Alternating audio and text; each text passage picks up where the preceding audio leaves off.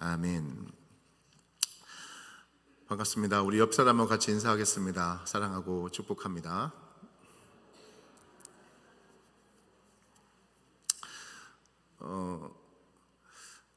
며칠 전에 눈이 엄청, 며칠 전이 아니죠. 벌써 한 일주일 넘었죠. 저희 학교도, 제가 지금 학교에서 교수 역할을 하고 있는데 눈에 갇혔어요. 그래가지고 3일 동안 나오지 못했어요. 눈이 얼마나 많이, 우리 교회도 보니까 아직도 눈이 지금 가득 쌓여 있는데 저희 학교도 눈이 가득 쌓여 있어가지고 거기서 그냥 방구석에서 그냥 연구만 하고 강의만 하고 그랬던 것 같습니다. 이렇게 추운 날 또 하나님께서 불러주셔서 같은 은혜의 공간에서 은혜 받을 수 있도록 하나님께 은혜 주시면 너무나도 감사드립니다. 우리 옆 사람하고 다시 한번 같이 인사했으면 좋겠습니다. 사랑하고 축복합니다. 예수님을 보는 것 같습니다. 여러분, 교회의 존재의 목적이 무엇이라고 생각하십니까? 교회는 다른 것을 위해서 세워진 것이 아닙니다. 교회는 복음을 전파하기 위해서, 선교하기 위해서 세워진 줄로 믿습니다. 할렐루야. 또 까먹으셨죠? 교회는 선교를 위해서 세워진 줄로 믿습니다. 예수님께서 승천하시기 전에 마지막으로 제자들에게 남기신 말씀은 사도행전 1장 8절입니다. 여러분 다 아시는 말씀이죠. 오직 성령이 너에게 임하시면 너희가 권능을 받고 예루살렘과 온 유대와 사마리아와 땅끝까지 이르러 내 증인이 되라. 그 말씀이 예수님께서 하신 마지막 유언이십니다. 승천하시기 직전에 예수님께서 죽으시고 부활하시고 그다음에 40일 동안 이 땅에 계시면서 같이 계시다가 마지막으로 승천하시기 직전에 하신 말씀이 바로 그 말씀이에요. 오직 성령이 너희에게 임하시면 너희가 권능을 받고 예루살렘과 온 유대와 사마리아와 어디까지요? 땅끝까지 이르러 내 증인이 되라고 하신 말씀입니다. 이후 제자들은 예수님의 말씀을 따라서 어디에서요? 마가의 다락방에서 성령이 오시기만을 기도했습니다. 며칠 동안 기도했었죠? 며칠 동안 기도했어요? 생각해 보세요. 예수님께서 40일 동안 같이 있으시고 오순절이잖아요. 그러면 며칠? 10일 동안 마가의 다락방에서 열심히 기도하셨습니다. 그래서 사도행전 2장에 보면 어떤 일이 생겼죠? 성령이 강림하신 것을 볼 수 있고 바람같이 갈라지고 불같이 혀같이 갈라지고 불같이 임하는 것을 우리가 알 수가 있죠. 그 위에 성령의 충만함을 받은 120명의 제자들이 복음을 전파하기 시작했고, 특별히 베드로의 설교를 통해서 사도행전 2장에 보면, 사도행전 2장 41절에 보면은 3,000명이 우선 회개하고 돌아옵니다. 그리고 사도행전 4장에 보면, 사도행전 4장 14절인데 거기 보면은 남자의 수만, 예수를 믿는 남자의 수만 몇천 명이요? 5,000명이라고 얘기해요. 그럼 제가 한 문제를 하나 낼게요, 여러분. 그때 당시에 예루살렘에 살고 있는 인구 숫자가 얼마 정도 될까요? 제가 지금까지 한 번도 커피를 사준 적이 없는데 맞추시면 커피 삽니다. 진짜로. 그때 당시의 역사학자였던 플라비우스 요세푸스라는 사람이 쓴 책이 있거든요. 근데 그때 당시에 그 플라비우스 요세푸스라는 사람이 쓴 책을 보면 당시의 인구 숫자를 가늠할 수가 있어요. 당시에 몇만 명이었냐면 예루살렘 성은 전체 한 50만 평 정도 된대요. 그러니까 여의도 면적의 3분의 2 정도 됩니다. 그리고 인구 숫자는 한 8만 명 정도 된대요. 8만 명. 8만 명인데 그때 당시에 성령의 충만함을 받은 사도 누가? 베드로가 설교를 할 때 몇천 명이요? 3,000명. 그리고 5,000명이, 그리고 남자의 수만 5,000명이라고 했으니까 여자, 아이는 제외가 된 상태예요. 그러면 여자와 아이와 남자를 포함한 숫자가 된다면 얼마 정도 될까요? 최소한 미니멈으로 따져도 한 10,000명은 되지 않겠습니까? 8만 명 중에 10,000명이 뭐 했다는 거예요? 예수를 믿었다는 것을 말하고 있습니다. 그래서 그 예루살렘 교회는, 초대 교회는 조그만한 시골 교회가 아니에요. 10,000명이 모이는, 전체 8만 명의 인구 중에 10,000명이 모이는 대형 교회였습니다. 그런데 중요한 것은 뭐냐면 그들이 10,000명이 모여서 떡을 떼고 구제를 하고 예배를 드리고 같은 마음으로 하나님께 영광을 돌리는 모습이 나타나요. 근데 중요한 건 뭐냐면 그들이 뭘 잊어버렸어요? 예수님의 유언을 잊어버렸어요. 예수님의 유언이 뭐였어요? 아까 아침에 선교하라는 거였어요. 흩어져서 거기에 머물러 있을 뿐만 아니라 어떻게 해요? 흩어져서 주의 복음을 예루살렘과 온 유대와 사마리아와 땅끝까지 이르러 주의 복음을 전파하라는 그 말씀을 잊어버렸어요. 너무나도 좋았나 봐요. 자기의 물건들을 다 팔아가지고 가난한 사람을 나눠주고 같이 예배드리는 게 너무 좋았나 봐요. 그래서 그 말씀을 전하는 부분에서는 굉장히 소극적으로 반응을 합니다. 제가 오늘 여러분에게 사도행전 1장부터 14장까지 쭉 훑을 거예요. 시간이 다 될지 모르겠지만. 근데 하여튼 그러면서 어떻게 되죠? 이 사람들이 박해가 일어나게 됩니다. 어떤 박해가 일어나죠? 사도행전 7장으로 가는 거예요, 지금. 사도행전 7장에서 보면 첫 번째 집사, 아니 7 집사 중에 한 집사가 지금 돌에 맞아 죽잖아요. 어떤 집사죠? 스데반 집사님이 돌에 맞아 죽어요. 그때부터 박해가 일어납니다. 예루살렘 교회가. 그 박해가 찾아오게 되었고 그 박해로 인해서 예루살렘에 있는 그 교인들은 다 뿔뿔이 흩어지게 됩니다. 그래서 빌립은 어디로 가죠? 이게 답이 나와야지 빨리 가는데 빌립은 어디로 가죠? 빌립 집사님은 사마리아로 가잖아요. 그래서 사마리아에서 복음을 전하게 되잖아요. 우리가 지금 성경 말씀을 한번, 제가 시간이 좀 없지만 그래도 한번 찾아봤으면 좋겠습니다. 제가 PPT 준비 못했어요. 여러분 이 말씀은 직접 찾으셔야 돼요. 9장 31절, 사도행전 9장 31절을 가서 보세요. 찾으셨나요? 한번 같이 읽겠습니다. 시작.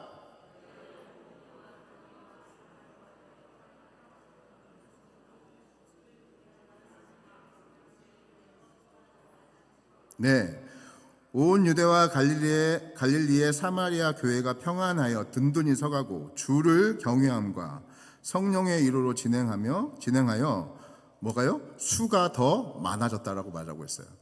자, 처음에 아까 전에 예루살렘 교회에 있는 10,000명의, 최소한의 10,000명의 성도들이 다 흩어졌어요. 사도들만 빼놓고, 12명의 사도들만 빼놓고 다 흩어지게 됩니다.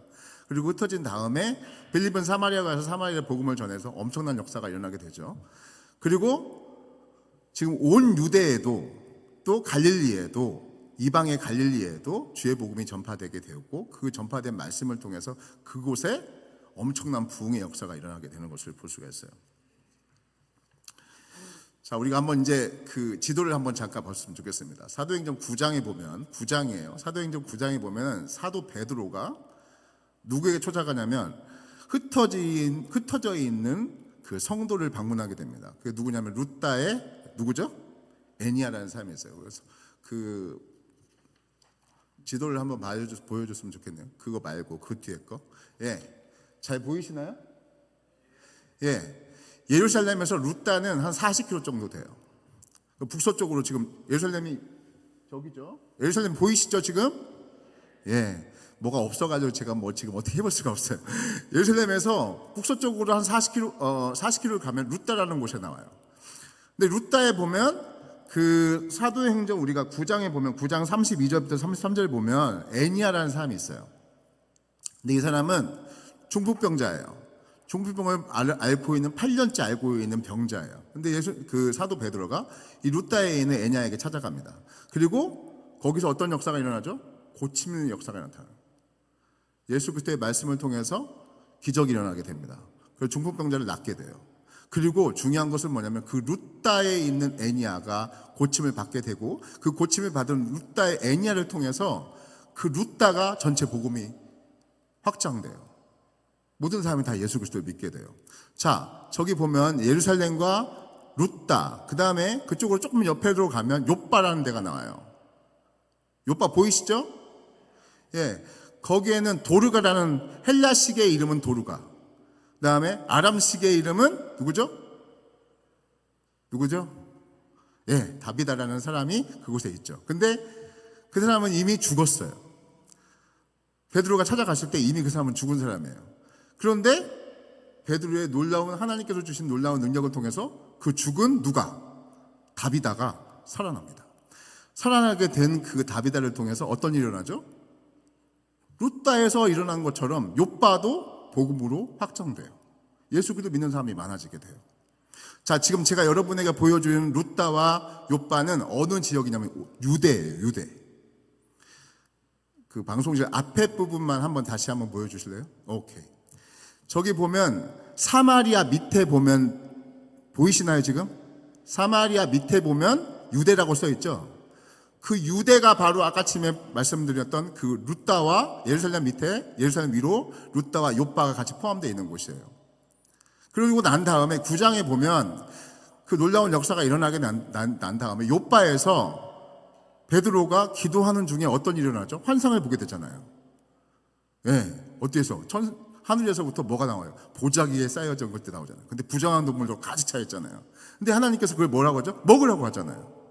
그리고 난 다음에 누가 찾아오냐면 가이사라, 저 위에 사마리아 꼭대기에 있는 가이사라에서 보낸 고넬료가 보낸 하인들이 찾아옵니다.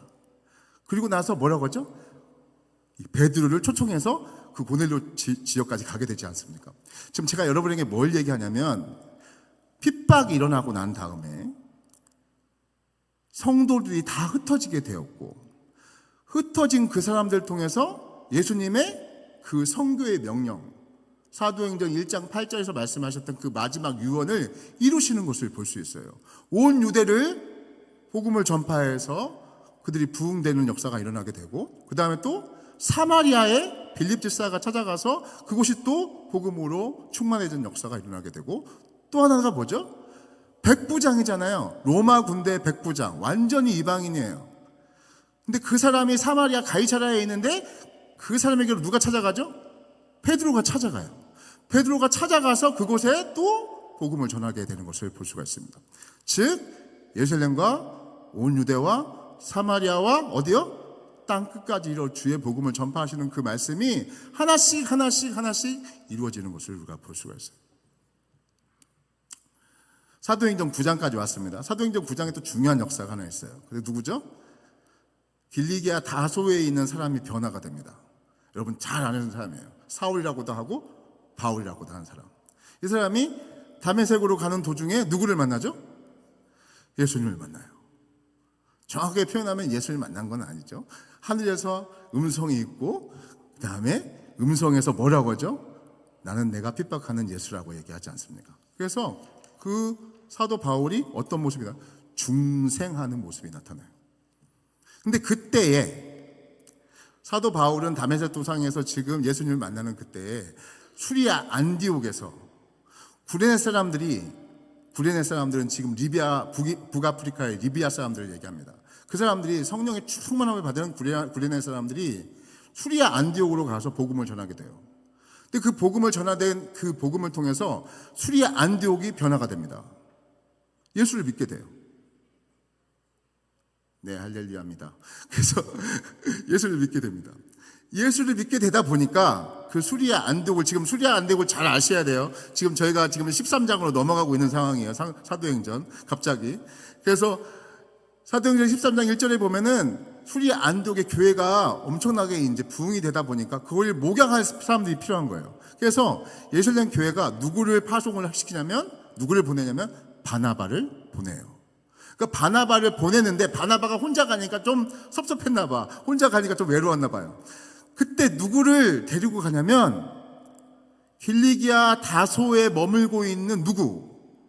바울을 데리고 가서 같이 동역을 합니다. 그래서 1년 동안을 거기서 목양을 해요.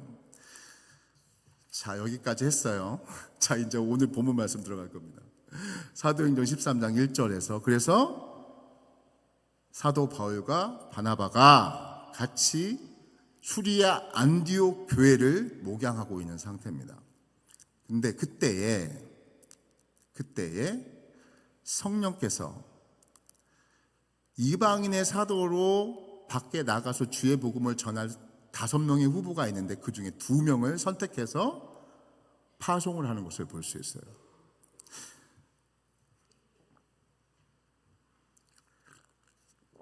우리가 성경 말씀을 한번 봤으면 좋겠습니다. 사도행전 13장 1절 말씀입니다. 한번 같이 읽어보시죠. 시작. 안디옥 교회에 선지자들과 교사들이 있으니 곧 바나바와 니게르라 하는 시므온과 구레네 사람 루기오와 분봉왕 헤롯의 젖동생 마나엔과 및 사울이라. 그럼 몇 명이에요 전체? 네, 5명이에요. 자, 시므온, 바나바, 시므온, 그 다음에 루기오, 마나엔, 바울, 사울. 그래서 5명이 후보생입니다. 근데 이 후보생 중에 성령께서 몇 사람을 선택하죠? 2사람만 딱 선택하는 것을 볼 수가 있어요. 그래서 바나바와 바울을 선택해서 어디로요? 이방인의 사도로 1차 전도여행이 시작되는 것을 볼 수가 있어요. 우리가 전체 1차 전도여행을 간단하게 한번 봤으면 좋겠어요. 그 지도를 한번 보여주시죠. 그 뒤에 거. 예. 저기 보면 잘 따라오셔야 돼요. 1차 전도여행이건 2차 전도여행이건 3차 전도여행이건 무조건 다 어디서부터 출발하냐면 어디에서요? 수리아 안디옥에서부터. 왜? 안디옥에서부터 목양을 했기 때문에, 거기에서 파송을 받았기 때문에 수리아 안디옥 교회에서부터 시작이 됩니다. 1차 전도여행도 2차 전도여행도 3차 전도여행도 무조건 다 수리아 안디옥에서부터 시작돼요. 자, 그래서 수리아 안디옥에서부터 실루기아로 와요. 밑에 실루기아 써있죠. 거기서 배 타고 구브로로 가요. 저 구브로 섬이 있죠. 그다음에 거기서 가서 누구를 만나냐면 마가 요한을 만나요. 자, 그래서 1차 전도여행은 2명이 간 게 아니에요. 몇 명이 가죠? 정확하게 표현하면 3명이 같이 가요. 마가 요한까지 포함해서. 그리고 나서 구브로 섬을 지나서 어디로 가냐면 저쪽 위에 버가라는 데가 있죠. 그죠? 그쪽에 갔는데 밤빌리아 버가라고 하는데 그쪽에서 마가 요한이 도망가 버려요. 너무나도 힘이 들어요. 길이 너무나도 험해요. 근데 밤빌리아 지역은 또 어떤 것이 있었냐면 도적들이 많이 나타났어요. 산도적들이. 그래서 산도적들이 많이 나타나니까 마가 요한이 그냥 겁이 나서 도망가 버려요. 그리고 계속해서 바나바와 바울은 전도여행을 계속해서 하게 됩니다. 그래서 어디까지 가냐면 비시디아 안디옥까지 가요. 여기 보면 안디옥이 2개 나와요. 지금 헷갈리겠지만 안디옥이죠. 비시디아 안디옥이 따로 있어요. 그 비시디아 안디옥으로 갔다가 그 다음에 밑으로 내려와요. 그렇죠? 이고니오로 왔다가 그 다음에 루스트라로 갔다가 다시 더베까지 가는. 그리고 더베에서 다시 돌아와서 저기 아까쯤에 우리 봤던 버가 있잖아요. 그죠? 다시 그쪽으로 돌아와서 아탈리아까지 왔다가 다시 배 타고 수리아 안디옥으로 가는. 지금 따라오셨나요 다? 네, 모르셔도 상관없어요. 그냥 갑자기 그런 여정으로 가가지고 1차 여정이 마치게 됩니다. 제가 오늘 이 말씀을 통해서 이 1차 전도 여행을 통해서 하나님의 선교가 도대체 어떻게 해야 되는 건지, 하나님의 선교를 우리가 감당할 때 하나님의 선교의 핵심이 도대체 뭔지 그 몇 가지 한번 나눠보려고 해요. 그 첫 번째, 하나님의 선교의 첫 번째는 뭐냐면 성령의 인도함을 받는 선교라는 거예요. 할렐루야. 뭐라고요? 하나님의 선교는 하나님의 영이신 성령의 인도하심을 받는 선교라는 거예요. 아까쯤에 말씀을 다시 봤는데요. 사도행전 1장 1절 말씀을 한번 다시 봤으면 좋겠습니다. 1절부터 3절까지 말씀 다시 한번 봤으면 좋겠습니다. 사도행전 13장 1절부터 3절 말씀 다시 한번 봤으면 좋겠습니다. 같이 읽죠. 시작. 안디옥 교회에 선지자들과 교사들이 있으니 곧 바나바와 니게르라 하는 시므온과 구레네 사람 루기오와 분봉왕 헤롯의 동생 마나엔과 및 사울이라. 주를 섬겨 금식할 때에 성령이 이르시되 내가 불러 시키는 일을 위하여 바나바와 사울을 따로 세우라 하시니 이에 금식하며 기도하고 2사람에게 안수하여 보내니라. 2절 말씀이 굉장히 중요해요. 주를 섬겨 금식할 때 어떻게 했다고요? 성령이 이르시되 내가 불러 시키는 일을 위하여 바나바와 바울을 따로 세우라. 누가 말씀하시는 거예요? 성령께서 말씀하셔서 그 5명의 후보자 중에, 여러분 아까쯤에 분봉한 젖동생 마나엔 같은 사람은 권력이 굉장히 큰 사람이에요. 솔직히 말해서 그런 사람을 시키면 훨씬 더 잘할 수 있을 수도 몰라요. 그런데 성령께서 어떻게 하시죠? 그런 사람 다 포기하고 다 내버려 두고 하나님께서 선택하신 사람 바나바와 바울을 따로 세워서 가라고 하시는 것을 볼 수 있어요. 이게 무엇을 얘기하냐면 하나님의 선교는 자기가 하고 싶어서 되는 게 아니라는 거예요. 자기의 의지를 가지고 자기의 열정으로 되는 게 아니라는 겁니다. 성령의 인도하심을 따라서 성령의 원하는 대로 성령의 말씀에 그대로 순종하는 것이 바로 하나님의 선교의 핵심이라는 거예요. 우리가 선교를 할 때 아니면 하나님 주의 일을 감당하게 될 때 자신이 하고 싶다고 해서 자의적으로 자기 열정으로 하게 되면 분명히 문제가 생기게 됩니다. 오직 하나님께서 원하시는 방법을 따라 성령의 인도하심을 따라서 움직이게 될 때 비로소 그곳에 하나님께서 원하시는 열매가 맺어지게 될 줄로 믿습니다. 사도 바울과 바나바의 1차 전도 여행은 성령의 인도하심을 따라 이루어졌어요. 즉 스스로 원해서 되는 것이 아니라는 거예요. 저의적으로 된 것도 아니고 자의적으로 된 것도 아니고 자기 의지로 된 것도 아니라는 것입니다. 여러분 모세를 아실 거예요. 제가 지난주에 우리 지지난주에 우리 청년부들한테 설교를 했었는데 모세의 인생이 몇십 년이죠? 모세가 몇백 년 아니 모세가 몇 살에 죽어요? 120년 동안 살아요. 근데 40살, 80살, 120살 이렇게 세 부분으로 딱 나눌 수가 있어요. 모세의 인생을. 모세의 인생이 바로의 딸에 의해서 물에서 건져냄을 받은 그 상태부터 시작을 해서 그래서 40살까지는 어떤 인생을 살았죠? 애굽의 왕자로 살았잖아요. 그때 하나님께서 모세를 불렀으면 얼마나 좋았을까요? 그렇죠? 모세가 나름대로 권력도 있고 지혜도 있고 지식도 있고 탁월한 지도력도 있을 그때 젊고 혈기왕성한 그때에 능력이 있는 그때 하나님께서 부르시면 얼마나 좋을까요? 근데 하나님께서 부르시는 그때는 그때가 아니에요. 모세가 하고 싶어라 할 때가 아니에요. 하나님께서 그를 부르신 때는 언제죠? 도망가게 되잖아요. 미디안 강에 들어가서 몇십 년 동안 40년 동안 목동 생활해요. 목양해요. 양을 쳐요. 그런 다음에 하나님께서 그 80살 때 되는 그 모세를 호렙산 떨기나무에서 부르시는 것을 볼 수 있습니다.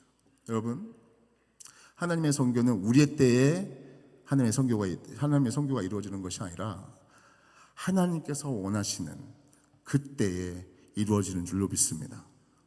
하나님의 성령의 인도하심을 받을 때에 비로소 이루어지게 된다는 거예요. 사도 바울도 아까쯤에 제가 한번 잠깐 살펴봤습니다. 사도 바울이 예수를 믿었을 때가 나이가 몇 살이었을까요? 많은 학자들이 얘기를 하는데요. 34살 때였대요. 34살. 근데 하나님께서 이방인의 사도로 그 사람을 부르시고 34살에 바로 그 사람을 써먹은 게 아니에요. 사도 바울이 이방인의 사도로 수리아 안디옥 교회에서 파송받는 그 나이가 몇 살이면 48세예요. 예수님의 음성을 듣고 중생을 한 사도 바울은 다메섹에서 3년 동안을 머물러요.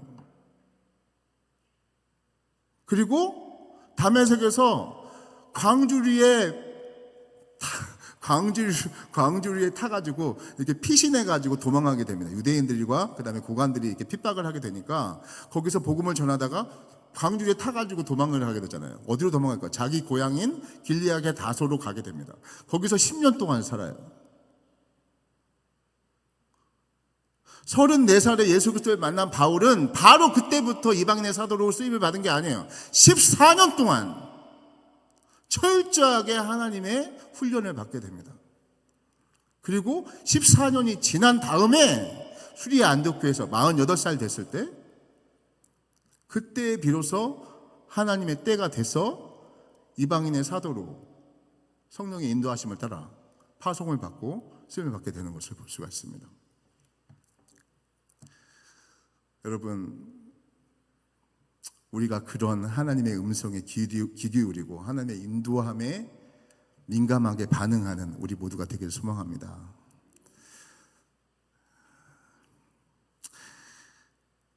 여러분 잘 아시는 대로 저는 중국 선교사였습니다. 지금도 중국 선교사죠. 저는 GMS 선교사입니다.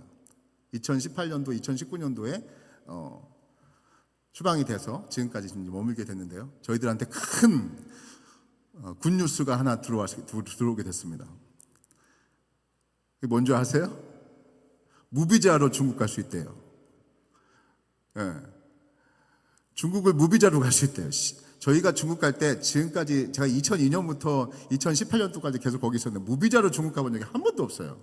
처음으로 생긴 일이에요. 아마 수교하고 난 이후 처음으로 생긴 일일 거예요. 무비자로 갈 수 있는 거. 15일 동안이나 한 30일 동안을 갈 수 있대요. 그래서 저희 마음에 진짜 이만큼은 엄청난 기쁜 마음이 들어오게 됐어요. 와, 우리도 이제 들어갈 수 있던갑다. 그런데 저보다 더 열정이 많으신 분이 이미 그 무비자가 시작되자마자 바로 여권을 들고 바로 중국에 들어갔어요. 어떤 일이 벌어졌을까요? 어떤 일이 벌어졌을까요? 추측을 해보세요. 들어가자마자 다른 분들은 다 순조롭게 자유롭게 편리하게 들어갔는데 그 선교사님만 공안이 7명이 나와가지고 조사받고 그 다음 비행기로 바로 보내버렸어요. 그 소식을 듣는데 여러분 요새 젊은 우리 청년들이 얘기하는 우픈? 예. 너무나도 웃기면서도 너무나도 슬픈, 저한테는 엄청난 괴로움이더라고요. 그게 이제는 아예 들어갈 수가 없는 거구나.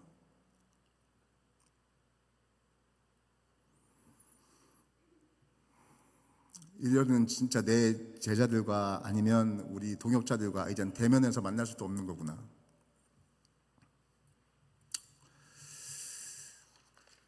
그런 생각이 들면서 굉장히 마음이 아팠어요.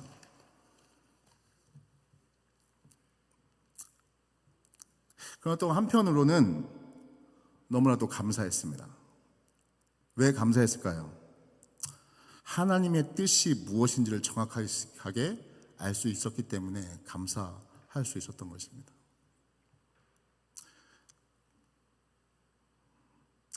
그렇습니다. 하나님의 선교는 내 열정이 아닌, 내 계획이 아닌, 내 의지와 기호가 아닌 하나님의 열정과 그 영이신 성령의 인도하심을 통해서 이루어지는 것임을 우리가 믿어야 될 줄로 믿습니다. 우리는 그 하나님의 인도하심에 순종해야 될 줄로 믿고, 비록 그것이 내 생각과 내 감정과 내 열정과 내 의지와 상반된 모습이라 할지라도 우리는 하나님의 인도하심에 100% 어떻게 해요?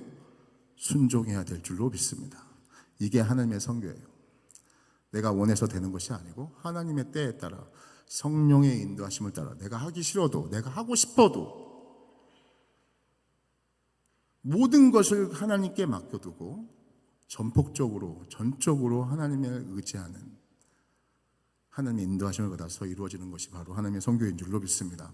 소망하기는 우리 남부전원교회가 하나님의 말씀에 그리고 하나님의 인도하심에 민감하게 반응하는, 그래서 하나님께만 영광을 돌리는 그런 교회가 되길 소망합니다. 두 번째로, 이제 두 번째 나왔는데 큰일 났네요.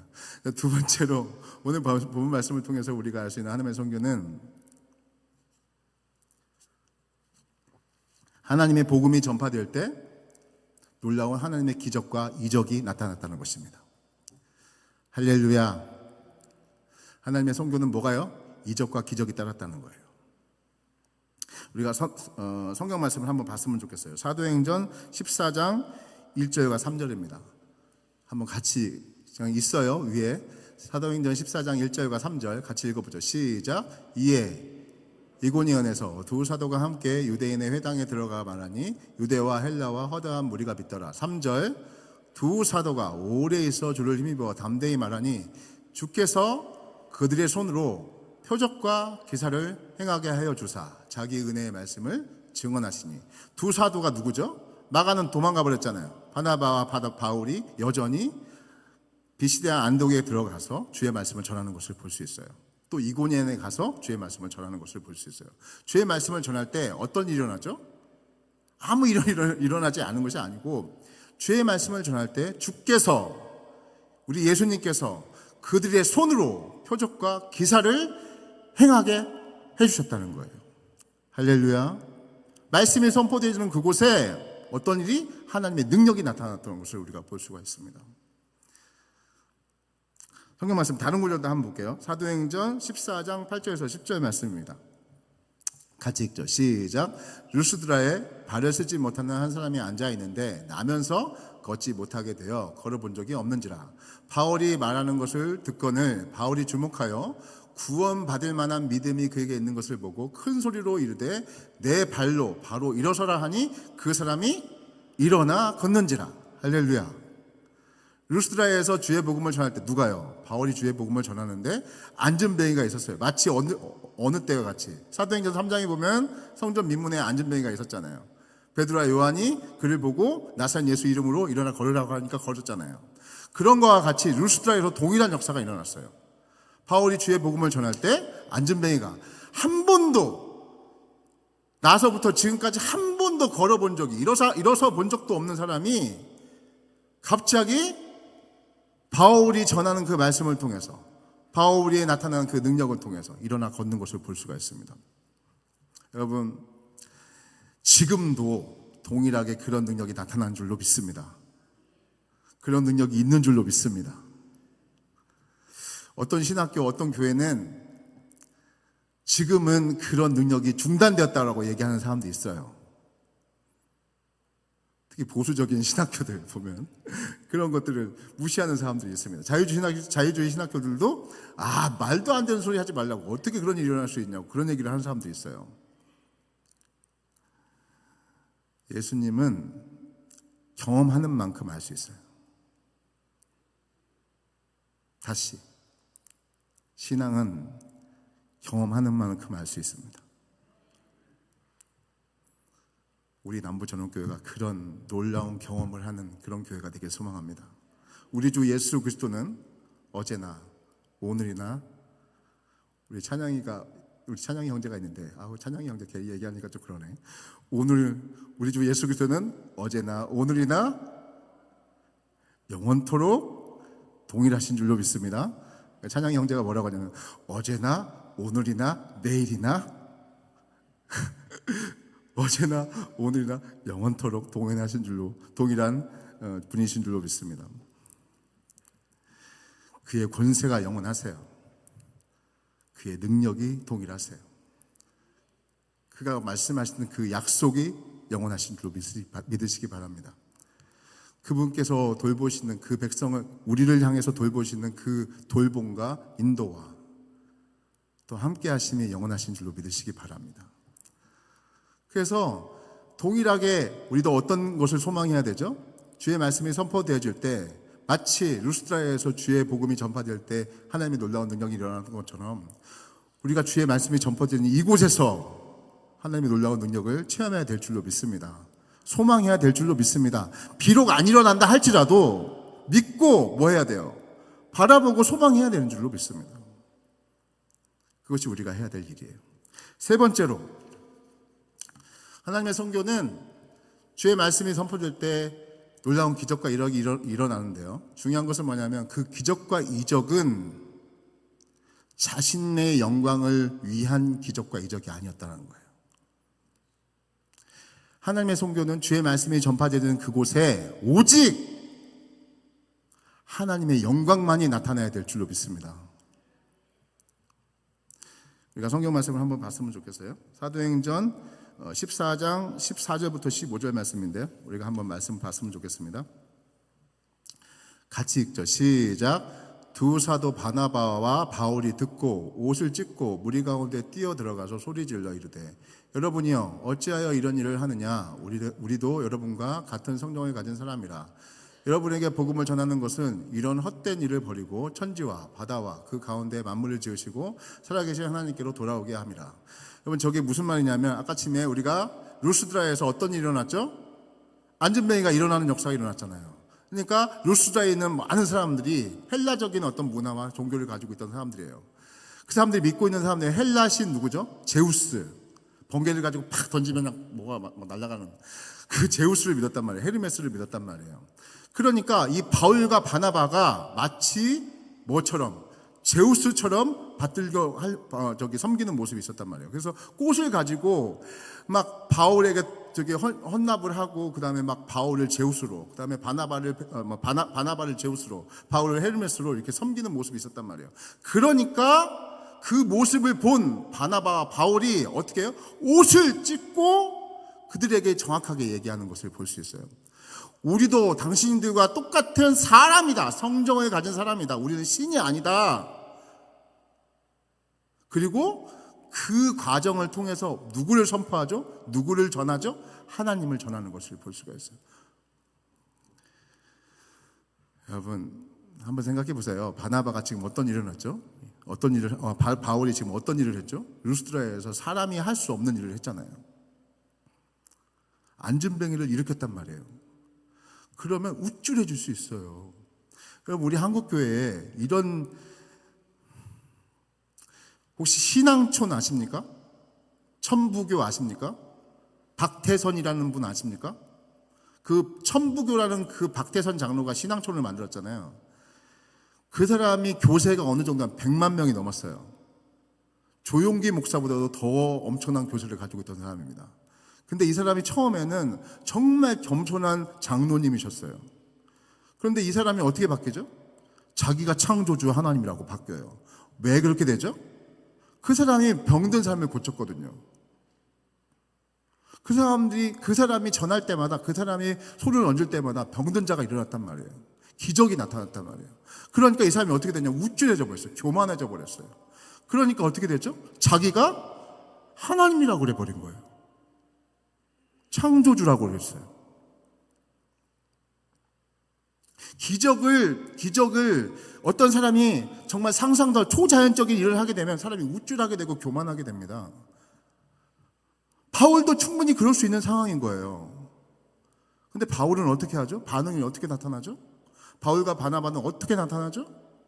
철저하게 자기를 낮춰요. 오직 누구에게만 영광을 돌리냐면 하나님께만 영광을 돌리는 것을 우리가 볼 수가 있습니다. 여러분, 하나님의 선교는 바로 이런 것이 하나님의 선교인 줄로 믿습니다. 자기를 철저하게 낮춰줘야 되는 거예요. 자기는 먼지 같은 존재라는, 지렁이 같은 존재라는 것을 인정해야 돼요. 그리고 오직 누구에게만 그 영광을 돌려야 되냐면 그 일을 이루신 누구요? 하나님께만 영광을 돌려야 될 줄로 믿습니다.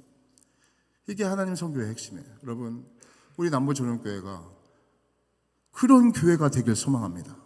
사람이 중심이 되는 교회가 아니라, 사람의 이름이 나는 교회가 아니라, 사람의 생각이 이루어지는 교회가 아니라 오직 하나님의 영광만, 오직 하나님의 뜻만 이루어지는 그런 교회가 되길 소망합니다. 할렐루야.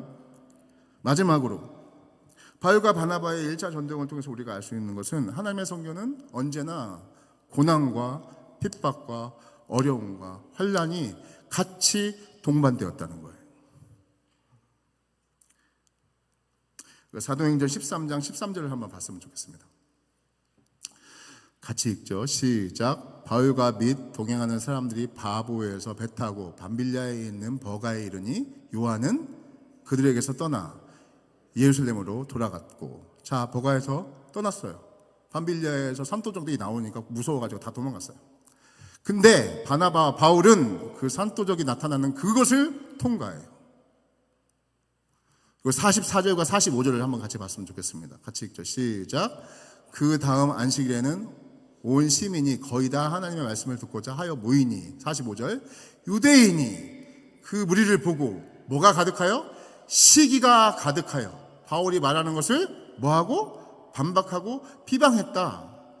사도 바울이 가는 곳곳마다 누가 쫓아오냐면 유대인들이 쫓아와요. 그래서 복음을 전하는 것을 계속 방해하고 계속해서 힘들게 하는 것을 볼 수 있습니다. 사도행전 14장 아까쯤에 우리가 봤던 루스드라의 일도 한번 다시 봤으면 좋겠어요. 그 다음 한번 읽어보죠. 사도행전 14장 19절부터 20절 말씀입니다. 같이 읽어보죠. 시작. 유대인들이 안디옥과 이고니에서 와서 무리를 충동하니 그들이 돌로 바울을 쳐서 죽은 줄로 알고 시외로 끌어내치니라. 제자들이 돌려섰을 때 바울이 일어나 그 성에 들어갔다가 이튿날 바나바와 함께 더베로 갔다고 되어 있어요. 가는 곳곳마다 유대인들이 와요. 가는 곳곳마다 뭐가 있어요? 핍박과 환난과 어려움이 있어요.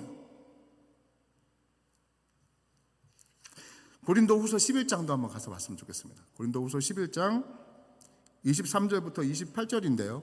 우선 23절부터 25절 말씀을 한번 같이 읽죠. 시작. 그들이 그리스도의 일꾼이냐 정신없는 말을 하거니와 나는 더욱 그러하도다.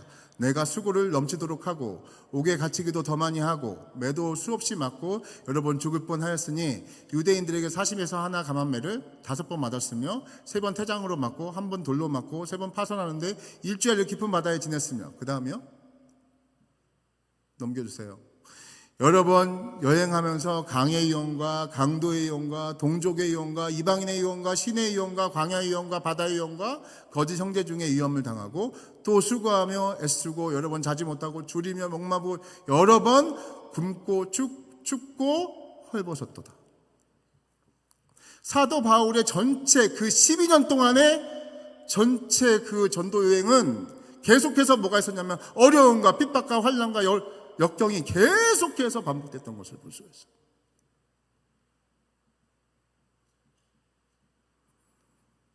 근데 사도 바울이 그 사명을 그만두었나요? 아니요. 여러분, 하나님의 선교는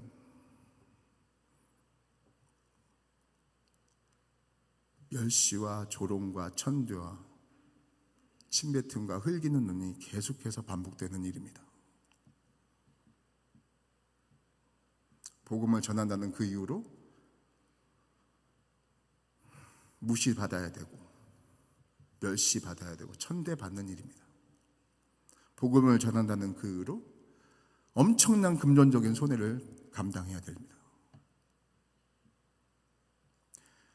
제가 이런 얘기는 하고 싶지 않은데 중국에 집이 하나 있어요.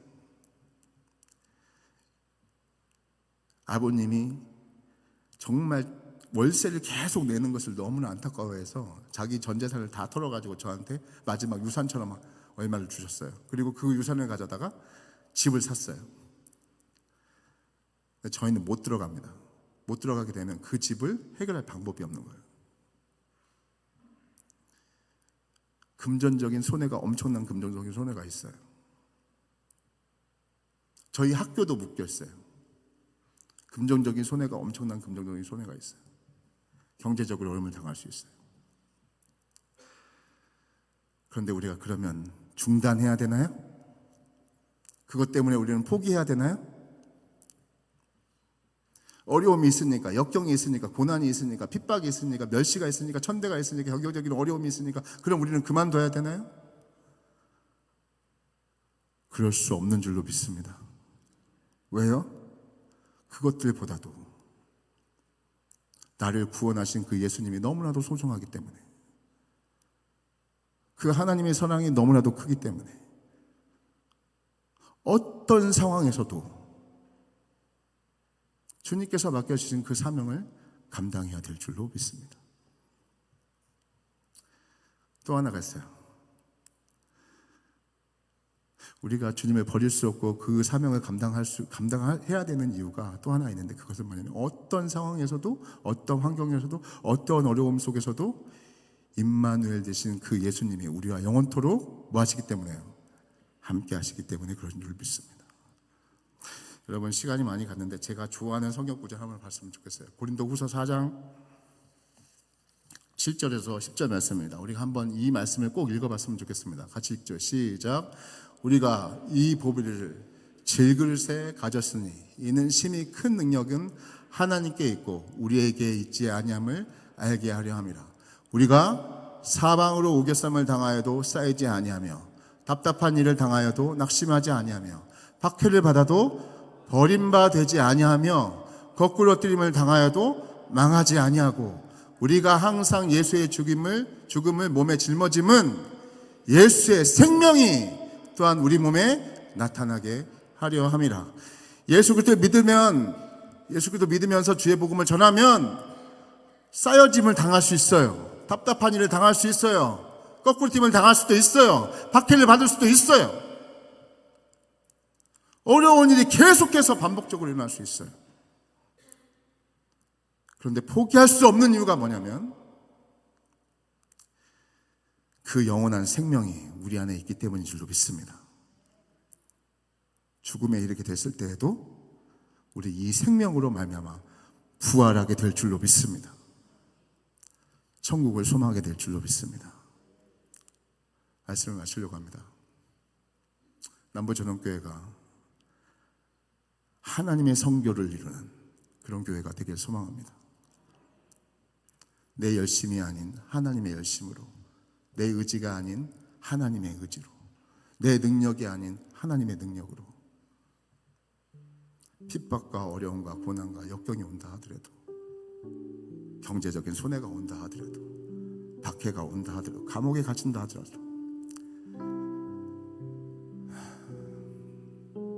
내 안에 계시는 그 영원한 생명으로 인해서 넉넉히 이기며 감당해 나가는 그런 우리 모두가 되기를 간절히 소망합니다. 할렐루야. 우리 마지막으로 찬양